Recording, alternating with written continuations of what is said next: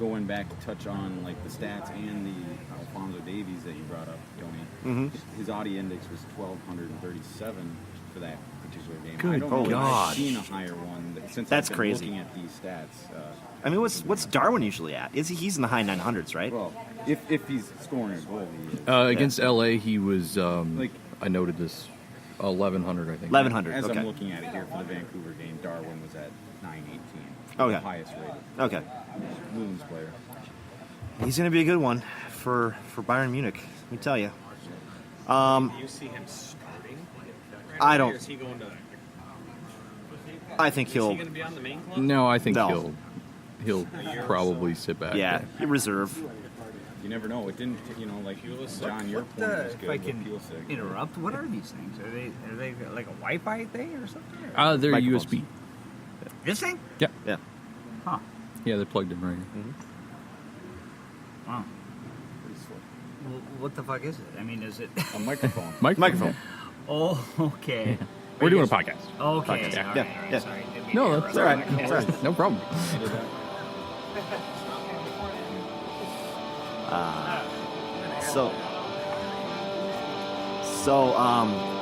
Anywho, where were we? We were on talking about Vancouver. So we're gonna get into last night's match, but I think we should probably take a break now. Grab. Yeah. No. Sure, we can do that. Okay. Probably take a break, grab some more beers, and then we'll get into last night's match that we were all at. And we have a lot to talk about from last night. So we'll be back in a little bit.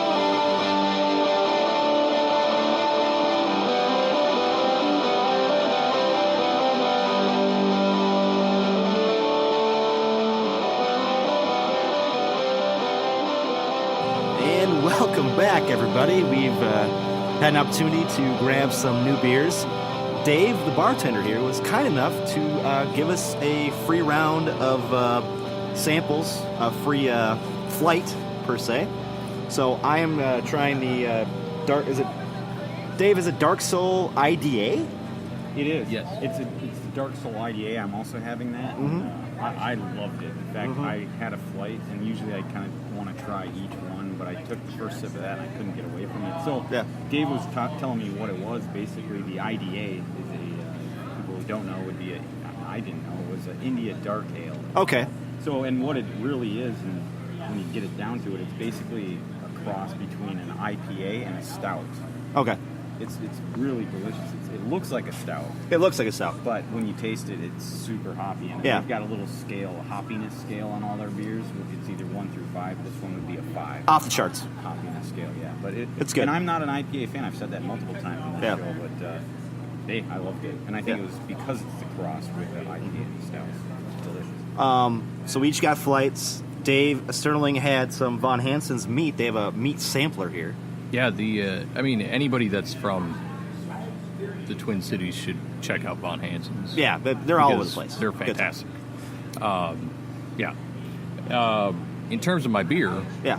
I failed to be able to mention at the beginning that the Hellas and the cream are fantastic. Mm-hmm. I mean, for a day like today, hot, well, kind of hot, Kind of hot. really humid. Yeah. I mean, they're really good. Yeah. I've only had the rye so far on this flight, and the rye's, Okay. rye's good. pretty solid. I want to thank Alloy Brewing again for letting us come out here on their patio and do our podcast. Also, Dave the bartender, who has been very gracious and very nice. I'll be seeing Dave out at Monticello Brew Fest in 2 weeks, so look forward to seeing the beers they bring out to that. Also, the Chili Line food truck has showed up here at Alloy Brewing, so have to check them out after the podcast and see what kind of food they got. And if you do possibly hear a little bit of rumbling, that's probably their generator. That's the food truck. I'm yeah. going to try to kind of minimize that. minimize it, but yeah, it's okay. I've already forgot about it. It's blanked it out. Yeah.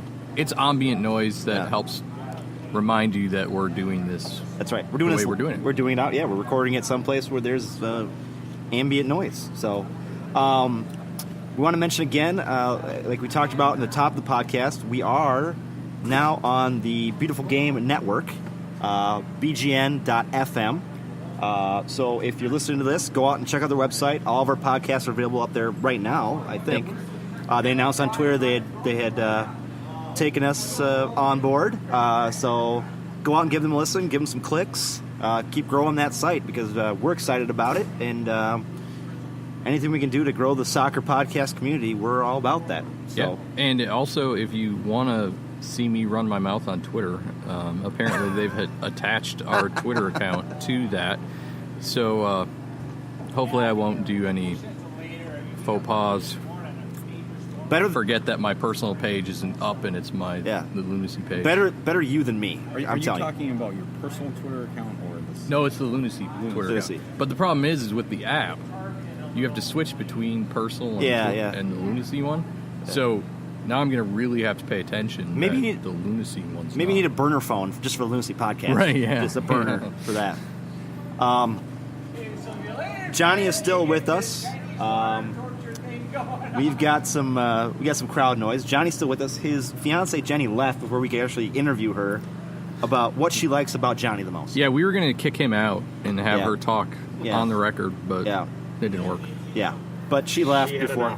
She had enough of us. She did. I do want to mention my dad is here with a couple of his friends.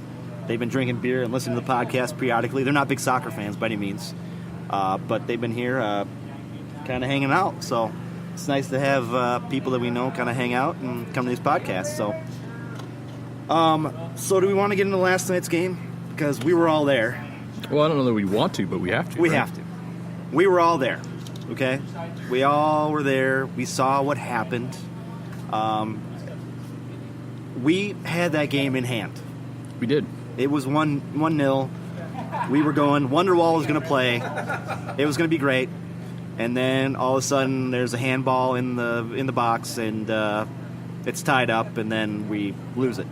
And I'd like to say that we had the game in hand, and then Minnesota United happened. Mm-hmm. Because that's just the way it is.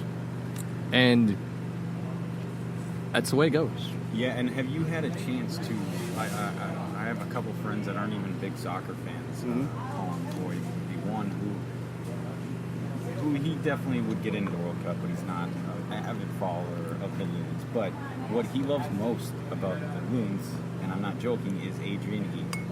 And he makes a point of listening to Adrian Heath's post-game comments. Yeah. And this has been a common theme, not being able to finish games out. So did we hear what he said last night? That's why I was because going to ask you if you I didn't hear it because we were. Yeah, I didn't get a chance to listen to the presser. I told John that I was excited to, and I just never got around to it.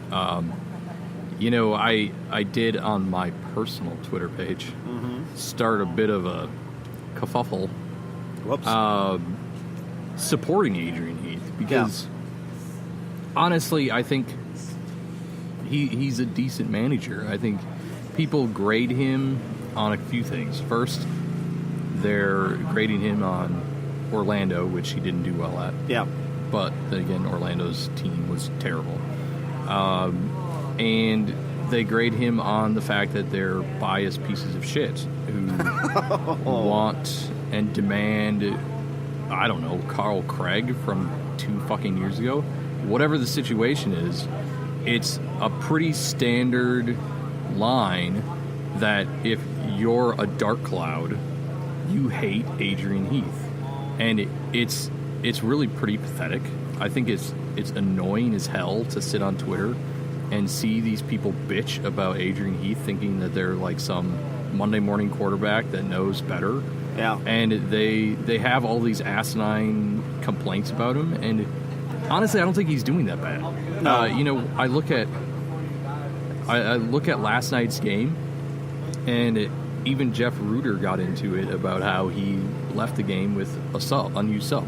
And I'm like, who's he going to sub in? Okay, we just allowed a draw. I mean, it's now a draw. We allowed the penalty, so it goes. Now we have to think offensively, or we have to think defensively. In my opinion, our defense is complete and utter shit. Yeah. So why in the world would we bring in Romario Ibarra and force us to go offensive, hoping we can get a goal? I think we need to stay where we are. Yes. and just suck it up and try to get the point. Nothing Adrian Heath did caused the second goal. Look, No. And it's just the way it is. And I'm going to back you up on that, and just because of the simple fact that over the 90 minutes, it was a good game. And yes, could you have expected more goals? I mean, yeah, I think the Loons had really a couple clear opportunities to maybe put the second goal on the board, maybe even a third. They didn't do that.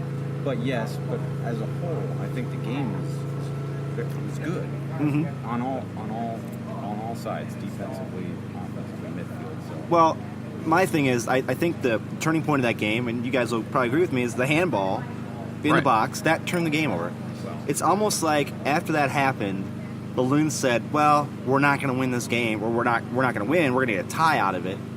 And they kind of play. I think after that, they played a little more passively. I don't think they played as aggressively after that. Yeah, on a personal note, though, didn't you feel the same way? That's when they tied it up. Yeah.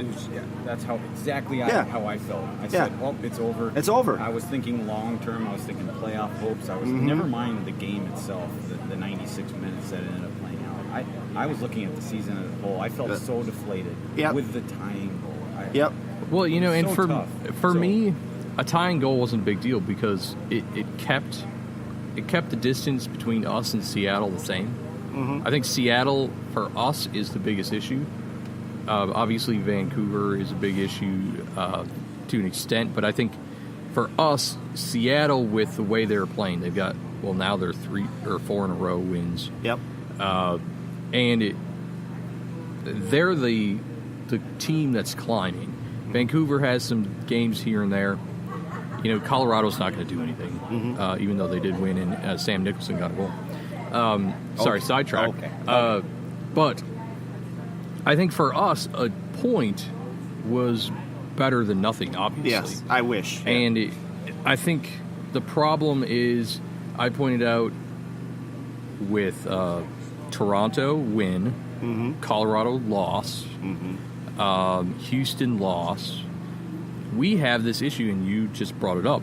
We become extremely passive when we decide to go into a defensive shell. And it doesn't matter what happens.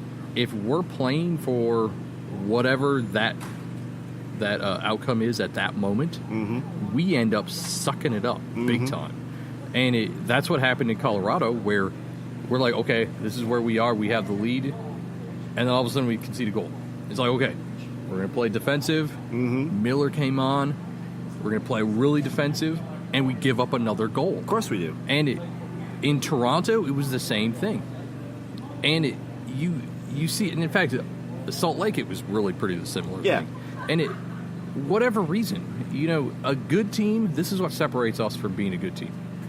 Good teams can go back into a shell and absorb 15, 20 minutes of pressure and come out with that result they need. We can't do that. And we can't do that. We're an offensive team, Dave. We're an offensive team. I look at it like I make the reference to basketball. I look at some teams back in the late 80s, early 90s, like it was Golden State. It was Run DMC.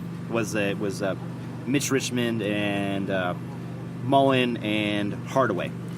And they would score buckets of buckets. They didn't play defense. They just wanted to outscore you. Right. Okay. Same thing with football. Dave, teams used to play the run and shoot. Remember the run and shoot back in football? The goal was to make as many touchdowns as possible because your defense totally sucked. Okay. It's exactly what the Loons should be doing, and we saw that against LAFC. Right. We saw that we could score 5 goals, and a great offense could be a good defense. And Dave Sterling made the perfect point earlier. You know, in talking about the goal. I think bringing it back on into the Seattle context and how they're changing their philosophy, changing their style of play. Like this game was a good example. And their first goal scored by the Loons, was really a great goal by Darwin. He made some moves and made it happen. But and I think I'm going to bring it up full circle and get Gomez into the conversation. It's just the way that Gomez, I thought, was doing a good job early in on the game. I know Sterling will have a few things to say about that and why I'm wrong. And because from my point of view, I think Gomez was having a really good game. and Sterling is going to have some valid points to knock that. And I, as the stats and info guy, have a few stats to back Sterling up as well. Oh. But I just like that first